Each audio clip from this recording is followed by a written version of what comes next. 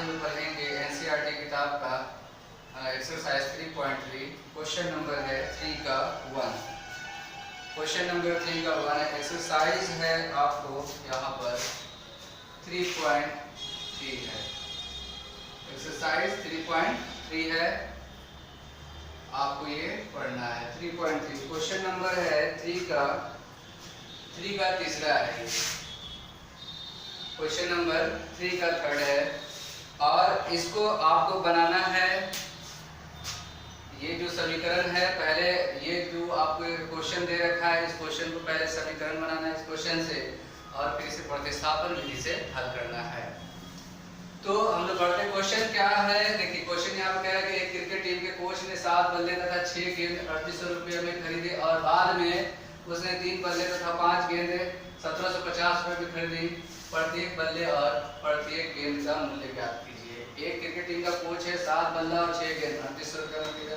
फिर वो जाता है मार्केट, फिर से खरीद कर क्या लाता है, 3 बल्ला और 5 गेंदे वो खरीद करके लाता है 1750 रुपये में। तो आपको बताना है यहाँ पर कि प्रत्येक बल्ला और प्रत्येक गेंद का मतलब एक बल्ला और एक गेंद का मूल्य आपको बताना है। तो हम कैसे बनाएंगे, मान लेंगे यहाँ माना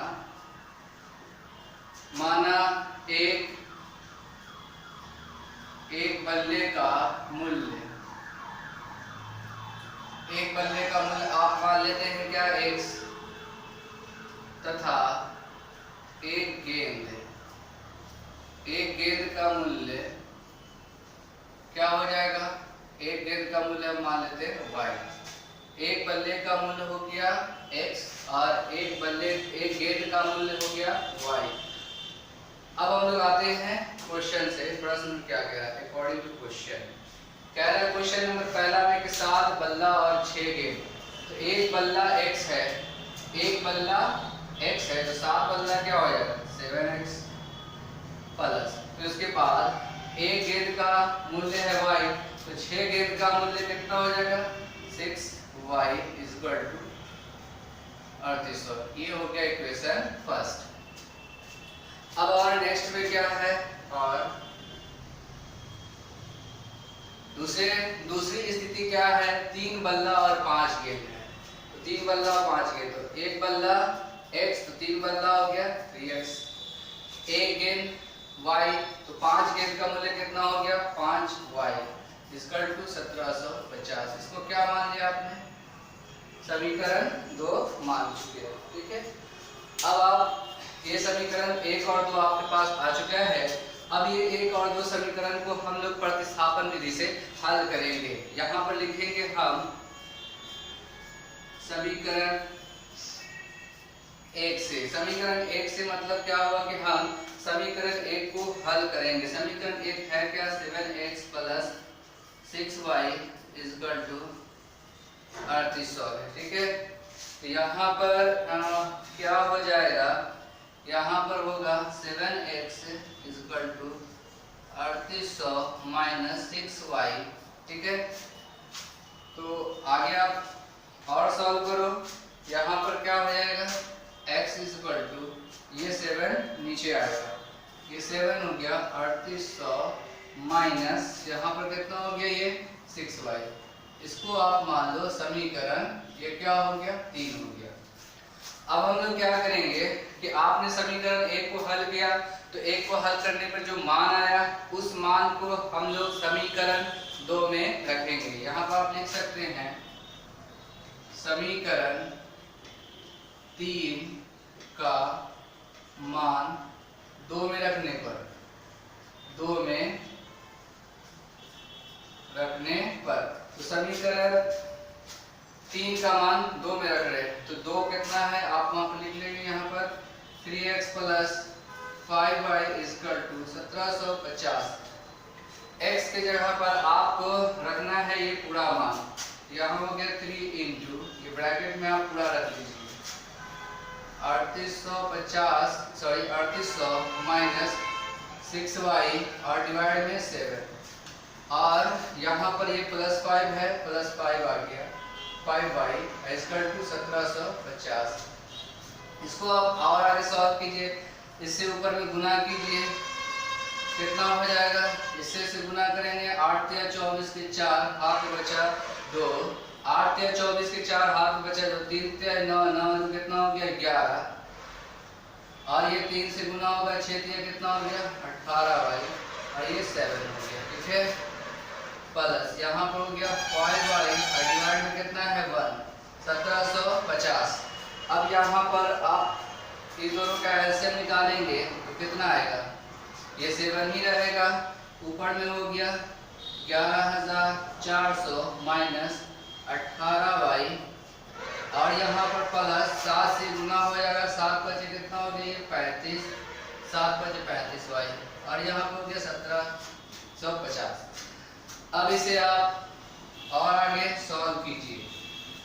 क्वेश्चन में कह रहा है कि प्रतिस्थापन से हल करें, इस वजह से, और क्वेश्चन में नहीं कह रहा होता प्रतिस्थापन से, तो आप इसे विलोपन से भी हल कर सकते हैं। यहाँ पर आप अब इसे सॉल्व कीजिए कैसे, ये 11,400 रह गया, अब इस दोनों को आप आपस में घटा दो। ठीक है, तो 18 में से 18 और 35 को हम घटाएंगे तो कितना बचेगा हमारे पास, आएगा 17y, और ये 7 और ये दोनों आपस में मल्टीप्लाई होगा तो कितना होगा, 1750 को गुना किया आपने 7 से तो 0 हो गया, 7 बचे 35 के 5 हाथ बचा कितना 3, 7 7 49 3 52 के 2 हाथ में कितना बचा 5, 7 एकम 7, 7 5 कितना हो गया 12। तो आप देख रहे हैं कि ये 7 है और ये 1750 गुना होगा तो कितना आएगा 1200, ये 50 आ गया। ठीक है, अब आप क्या करो, सॉल्व करेंगे कैसे, ये इस तरफ चला जाएगा। ठीक है, ये तो यहाँ हो गया 17y और इक्वल टू यहाँ हो गया 12,250 माइनस ये आएगा 11,400। अब इसको घटाइए आप, 12 2 हो गए, ये 5 0 0 0 4 और 1 1, यहाँ पर घटाएंगे 0 5 8। ठीक है, बाकी ये तो कैंसिल हो गया, तो मीन्स यहाँ पर हो गया 17y इक्वल टू ये कितना आया।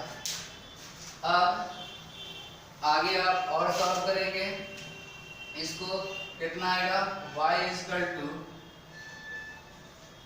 850 डिवाइड में कितना हो गया 17, ये 50 बार में कैंसिल, तो y का मान कितना आ गया हमारे पास, y का मान हमारे पास आ गया 50 आ गया।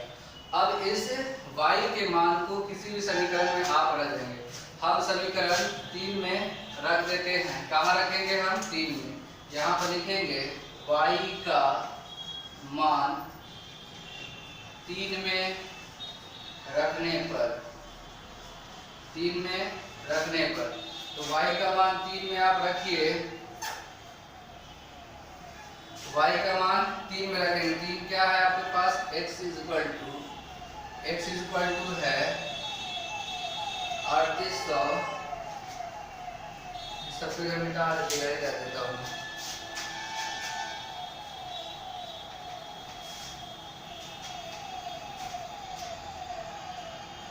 कितना है वहां पर x इक्वल टू, तो 3800 है माइनस 3800 माइनस 6y और डिवाइड में 7, तो ये हो गया 3800 माइनस 6 इंटू, और आपको क्या रखना है y की जगह पर 50 रखना है, ये हमने 50 रखा 7।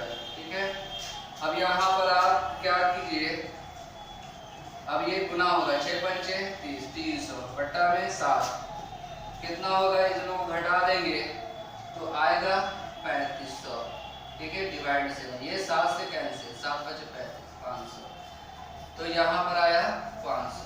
मतलब आप लिख सकते हैं यहाँ पर x इक्वल टू है 500 और y इक्वल टू है 50, y इक्वल टू है 50। तो इसका मतलब हुआ ये कि एक बल्ले का दाम है 500 और एक गेंद का मूल्य है 50 रुपया। अब इसे क्वेश्चन नंबर 3 का 4 क्या कह रहा है, एक नगर में टैक्सी के भाड़े में एक नियत भाड़े के अतिरिक्त चली गई दूरी पर भाड़ा सम्मिलित किया जाता है, 10 किलोमीटर दूरी के लिए 105 रुपया, 10 किलोमीटर दूरी के लिए 10 किलोमीटर दूरी के लिए 105 रुपया तथा 15 किलोमीटर के लिए 155 रुपया भाड़ा है। नियत तथा प्रति किलोमीटर भाड़ा क्या है? एक व्यक्ति को 25 किलोमीटर यात्रा करने के लिए कितना भाड़ा देना होगा? क्वेश्चन आया समझ में? तो क्वेश्चन ये है कि टैक्सी का कुछ भाड़ा कुछ अलग किस्म का, एक फिक्स भाड़ा है, एक फिक्स चार्ज लगता है और उसके अलावा साथ साथ हम प्रति किलोमीटर कितना जा रहे हैं, मतलब 1 किलोमीटर कितना जा रहा है, हर किलोमीटर के हिसाब से अलग भाड़ा, एक फिक्स चार्ज। मतलब आप गाड़ी में बैठ गए तो आपको एक फिक्स चार्ज देना है, चाहे आप जाओ चाहे मत जाओ, तो एक फिक्स चार्ज देना है आपको। उसके अलावा आपको हर किलोमीटर के हिसाब से पैसा देना है, हर किलोमीटर, 1 किलोमीटर का कितना लगेगा, फिर 2 किलोमीटर, आप 2 किलोमीटर जाते हो 2 किलोमीटर लगेगा, 5 किलोमीटर जाते हो तो 5 किलोमीटर का भाड़ा देना होगा। और साथ साथ उसमें एक फिक्स चार्ज है, नियत है, फिक्स है, वो है, ठीक है। तो यहाँ पर आपसे पूछ रहा है कि नियत भाड़ा, फिक्स चार्ज वो बताइए, और बताना है कि 1 किलोमीटर का भाड़ा कितना है, ये हो गया। अब एक आदमी अगर 25 किलोमीटर जाना चाहेगा तो उसे कितना भाड़ा देना होगा, ये आपको निकालना है क्वेश्चन में। तो हम लोग देखिए कैसे बनाते हैं। सबसे पहले आप देखिए क्वेश्चन में यहाँ कह रहा है कि नियत भाड़ा, एक नियत भाड़ा है, तो यहाँ हम लिखेंगे माना, नियत भाड़ा, नियत भाड़ा आपने मान लिया x, और प्रति किलोमीटर भाड़ा, 1 किलोमीटर का भाड़ा आपने क्या मान लिया y, 1 किलोमीटर का भाड़ा y, 10 किलोमीटर क्या होगा 10y, 1 किलोमीटर का भाड़ा y, तो 15 किलोमीटर का क्या होगा 15y, ठीक है। तो प्रश्न से क्या कह रहा है, अकॉर्डिंग टू क्वेश्चन क्या कह रहा है, पहले सिचुएशन में कह रहा है कि 10 किलोमीटर, तो 10 किलोमीटर में क्या है, एक नियत भाड़ा भी मिला हुआ है। 10 किलोमीटर जाएंगे तो 105 रुपया देंगे, इस 105 रुपया में 10 किलोमीटर का अलग चार्ज है और नियत चार्ज अलग है, दोनों मिला करके 105 है। तो यहाँ पर पहला तो नियत फिक्स है, फिर उसके बाद 1 किलोमीटर का y, 10 किलोमीटर का कितना हो गया 10y, और दोनों मिला करके हम कितना दे रहे हैं 105 रुपया, 105 रुपया दे दिया, ये हो गया समीकरण 1। और क्वेश्चन में क्या कह रहा है, अगेन अकॉर्डिंग टू क्वेश्चन क्या कह रहा है कि 15 किलोमीटर के लिए 155 रुपया, तो ये 155 में फिक्स्ड है, जो फिक्स चार्ज है वो, और साथ साथ 15 किलोमीटर का चार्ज, दोनों मिला करके 155 रुपया है। मतलब ये नियत फिक्स हो गया और 15 किलोमीटर क्या हो जाएगा 15y, दोनों मिला करके 155, इसको मान लेंगे समीकरण 2। अब हम लोग किसी एक को हल करेंगे, समीकरण 1 को या 2 को। हम यहाँ लिखते हैं समीकरण 1 से, समीकरण 1 से, तो समीकरण 1 है क्या, x प्लस 10y बराबर 105, तो x यहीं पर रह जाएगा और ये 10y इधर आ जाएगा, 105 माइनस 10y, ये क्या हुआ यहाँ पर समीकरण ये बना 3। अब हम लोग क्या करेंगे, 3 का मान, क्या 3 का मान यहाँ पर लिखेंगे, समीकरण 3 का मान, 3 का मान किसमें 2 में रखने पर, 2 में रखने पर, तो समीकरण किसमें रखने जा रहे हैं आप, 3 का मान 2 में रखने जा रहे हैं, तो 2 में रखने जा रहे हैं, 2 है क्या उसको आप लिखेंगे x प्लस 15y और बराबर में 155 आपने लिख दिया। x के जगह पर ही x है, इस x के जगह पर हम ये इतना लिखेंगे 105 माइनस 10y, यहाँ पर लिख लेंगे 105 माइनस 10y, और ये पहले से 15 है प्लस ये पहले से 15y बराबर 155 हो गया। अब ये 105 उधर, ये 105 उधर चला जाएगा और ये माइनस 10y और प्लस 15y घट के क्या हो जाएगा 5y, और ये इधर आ रहा है 155 माइनस 105, तो ये क्या हो गया 5y, और इसमें से आप घटा देंगे तो कितना कितना होगा 50 होगा। इसका मतलब y इज इक्वल टू 50/5। ये यहाँ से कट गया कितने बार में 10 बार में। y बराबर कितना आ गया 10। तो अब हम लोग क्या करेंगे इस y का मान कहीं भी रख सकते हैं 1 2 3 कहीं भी आप रखना चाहें वो रख सकते हैं। आप लिखेंगे y बराबर 10 का मान कहाँ 3 में इसमें 3 में रखने पर 3 में रखने पर तो 3 कितना है 3 यहाँ है। x इज इक्वल टू यहाँ पर कितना हो जाएगा 105 माइनस 10y। यहाँ पर 105 माइनस 100 इंटू कितना आया है यहाँ पर 10 आया है ये 10। तो ये 105 माइनस 10 100 ये कितना आ गया 5 ये x हो गया। तो x का मतलब क्या हुआ ये y क्या था प्रति किलोमीटर भाड़ा और ये x क्या था नियत भाड़ा। तो आपको नियत भाड़ा मिल चुका है 50। आप लास्ट में लिख सकते हो नियत भाड़ा बराबर 5 प्रति किलोमीटर भाड़ा बराबर 10। ठीक है। अब आपसे पूछा जा रहा है कि 25 किलोमीटर का भाड़ा क्या होगा। आप यहाँ पर लिख सकते हैं 25 किलोमीटर का भाड़ा। तो एक भाड़ा तो फिक्स है क्या वो नियत भाड़ा। नियत चार्ज फिक्स है तो नियत क्या है प्लस क्या तो 1 किलोमीटर का y तो 25 किलोमीटर का 25y। यहाँ पर लिख देंगे हम लोग 25y। x का मान कितना 5 यहाँ पर हम लोग 5 लिख देंगे प्लस। अब यहाँ पर 25 है 25 लिख दिया। y बराबर कितना है 10 से 10 लिख देंगे।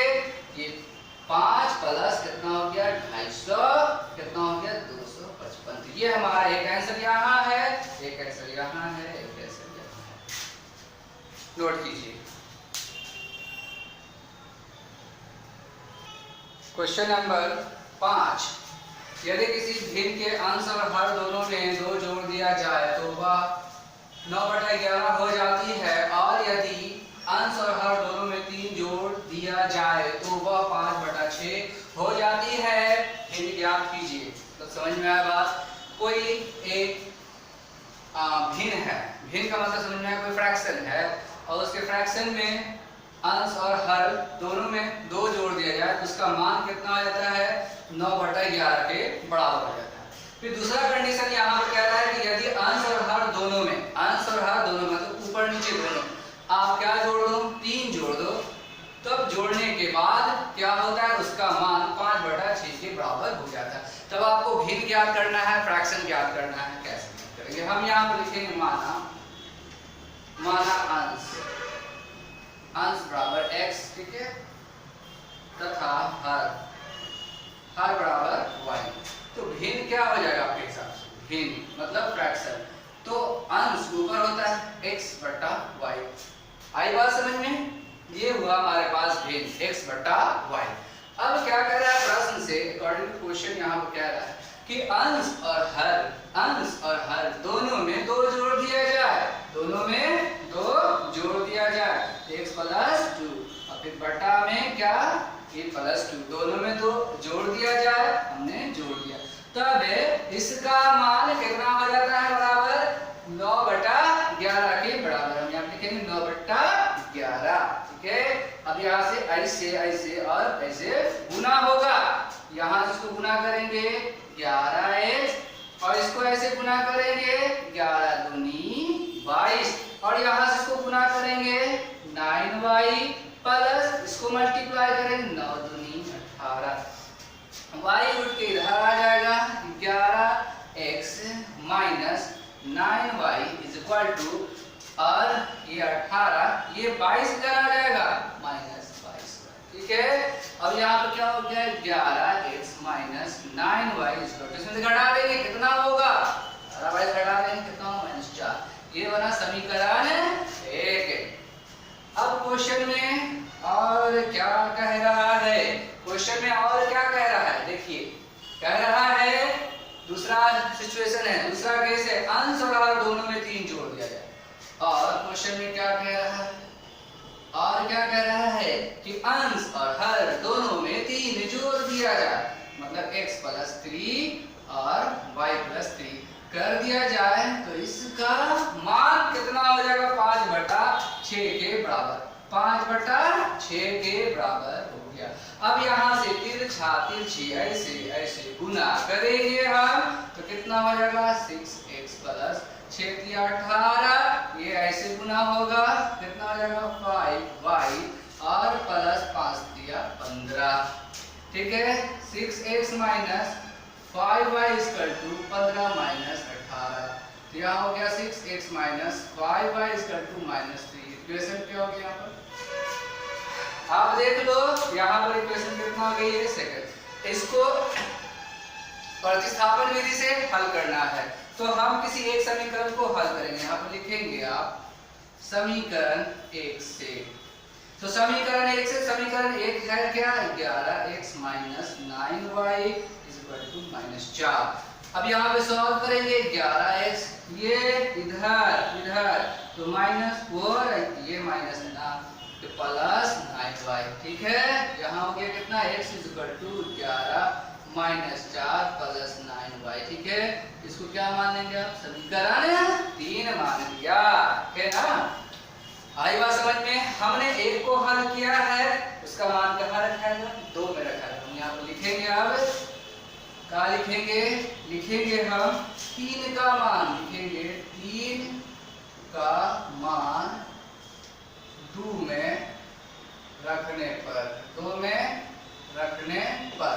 तो समीकरण 2 क्या है, समीकरण 2 यहाँ पर है, समीकरण 2 यहाँ पर है, इसको आप लिखेंगे क्या है 6x minus 5y equal to -3।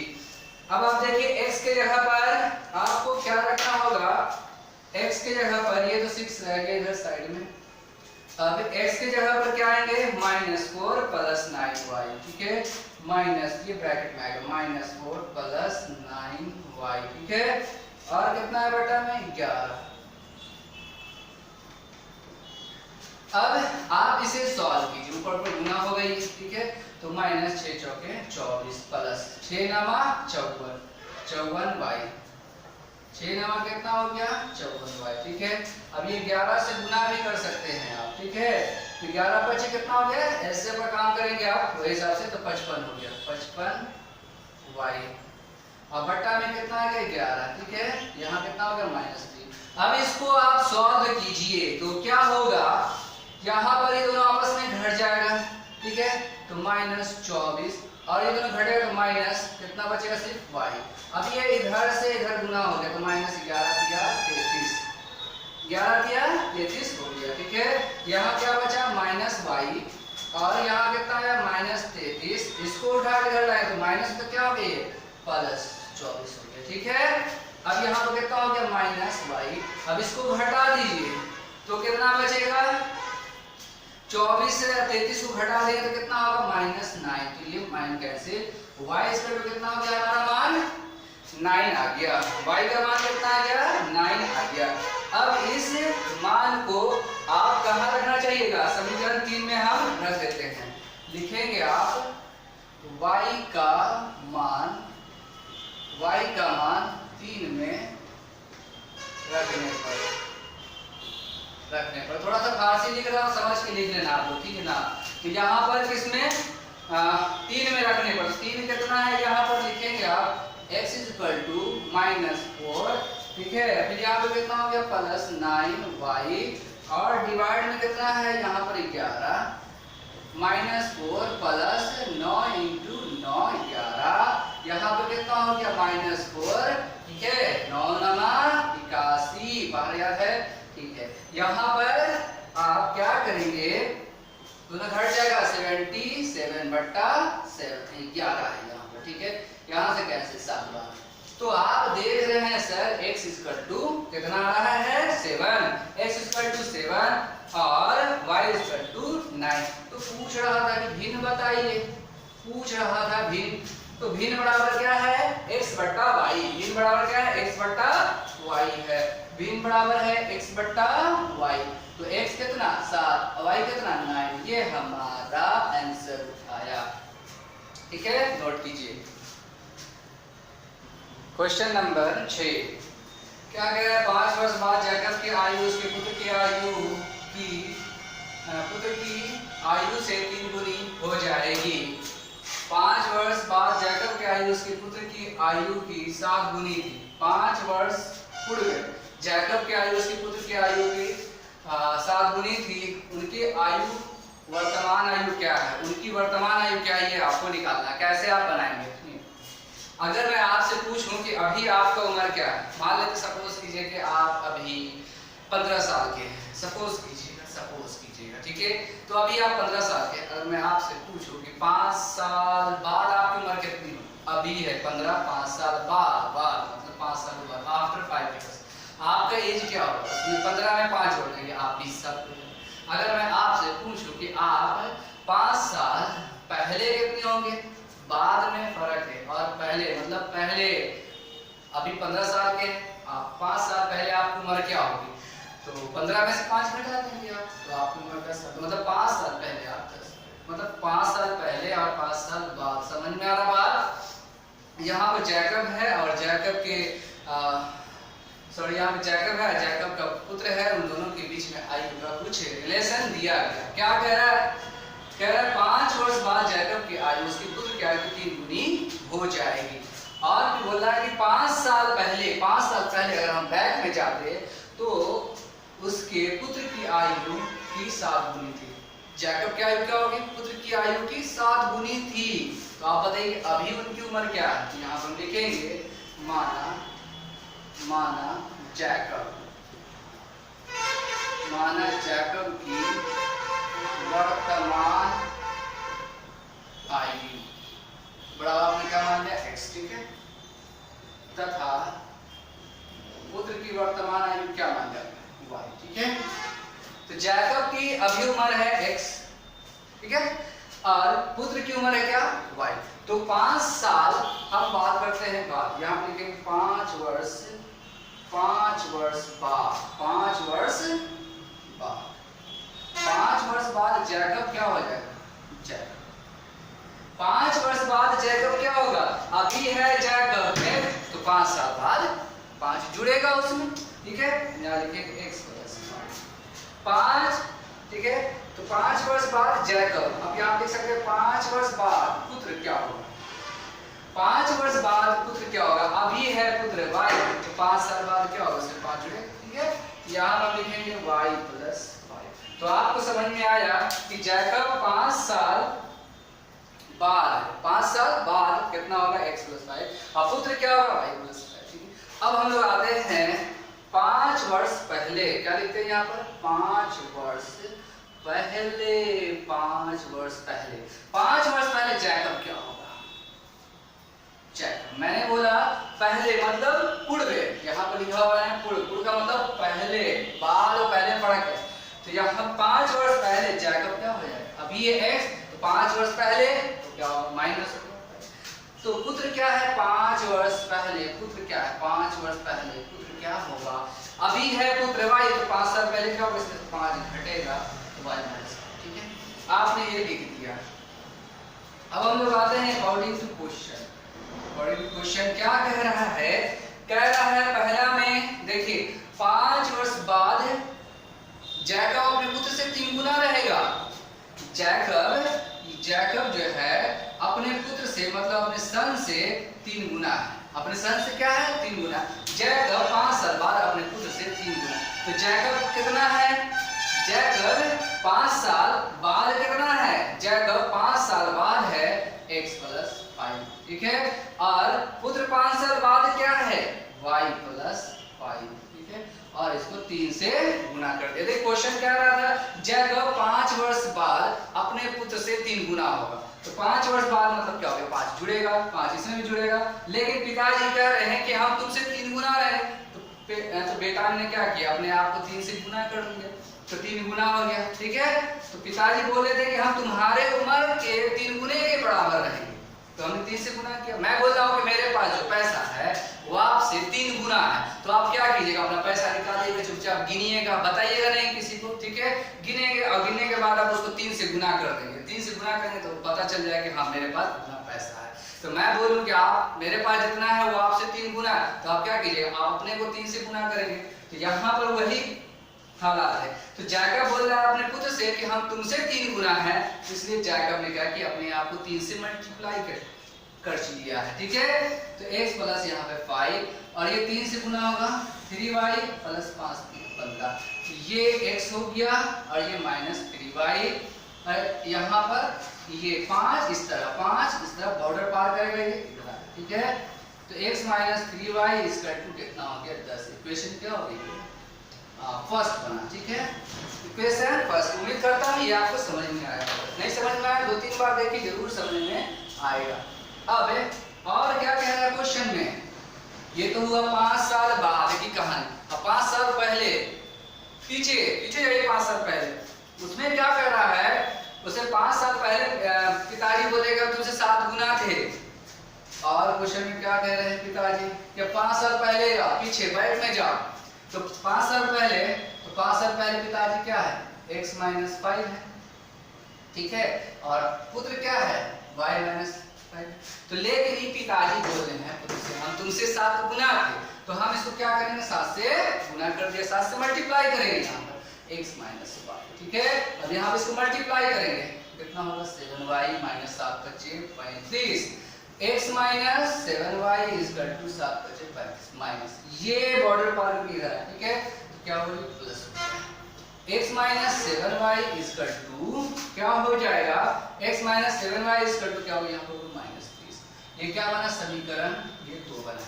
तो आपके पास समीकरण 1 और 2 आ चुका है। हम समीकरण 1 और 2 को हल कर सकते हैं, यहाँ पर विलोपन से भी और प्रतिस्थापन से भी। मेरा आप इसके आगे तो आप काम कर सकते हो, बना ही सकते हो। हम यहाँ लिखिए समीकरण 1 से। ठीक है, यहाँ लिखते हैं हम समीकरण 1 से। समीकरण 1 से मतलब क्या हुआ कि हम समीकरण 1 को हल करेंगे। समीकरण 1 को हल करेंगे, समीकरण 1 है क्या, x minus 3y equal to 10 हो गया। x इक्वल टू क्या हुआ यहाँ पर 10 प्लस 3y, इसको आप क्या मान लो, इसको मान लो 3। ठीक है, उसको क्या मान लिया आपने, 3 मान लिया है। ठीक है, आप इसको नोट कर लेना क्योंकि मैं इसे मिटाने वाला हूँ। ठीक है ना, अब यहाँ पर क्या होगा, 3 हो गया। अब यहाँ पर आप लिख सकते हैं 3 का मान इसमें रखने पर 2 में, याद रखिए किसको हल किया है, 1 को हल किया है तो वो 2 में ही जाएगा। 3 में रखने पर, 3 में तो 3 है क्या, 3 में नहीं 2 में रखने पर ना, तो 2 में रखने पर 2 है क्या यहाँ पर समीकरण 2 आपके पास क्या है, समीकरण 2 क्या है यहाँ पर, x माइनस 7y बराबर माइनस 30 है। ठीक है, वेरी गुड। अब यहाँ पे देखिए x के जगह पर आपको क्या रखना है, 10 प्लस y। x के जगह पर रखना 10 प्लस y, यहाँ x को हटा देंगे, डिलीट कर देंगे, 10 और plus 3y equal to minus 30। ठीक है, सारी बात समझ में। अब क्या होगा, x प्लस, ठीक है, अब ये इस तरफ जाएगा। एक मिनट,